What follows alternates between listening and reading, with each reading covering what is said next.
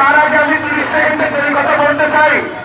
এই সরকার 16 বছর ক্ষমতায় থাকার পিছনে একটা বড় শক্তি ছিল, সেটা ছিল মিডিয়ার অবৈধভাবে হাসিনাকে সমর্থন করা।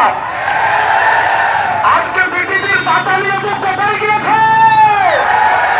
পাতালি আপুর টালটাল ফলন নাই। এখন আমাদের সম্মানিত থানা আলী সাহেব আপনাদের সামনে গুরুত্বপূর্ণ বক্তব্য নিয়ে আসছেন জনাব মোহাম্মদ রেজাউল ইসলাম। আসসালামু আলাইকুম ওয়া রাহমাতুল্লাহ। শুকরিয়া সেই মহান রব্বুল আলামিনের দরবারে, যে মহান রব্বুল আলামিন আজকের এই পরিস্থিতি সৃষ্টি করে দিয়েছেন, সেই জন্য সেই মহান মাবুদের দরবারে শুকরিয়া আদায় করি আলহামদুলিল্লাহ।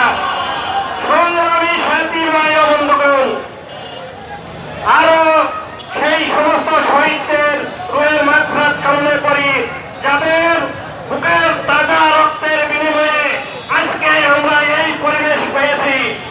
আমরা সেই সকল শহীদদের জন্য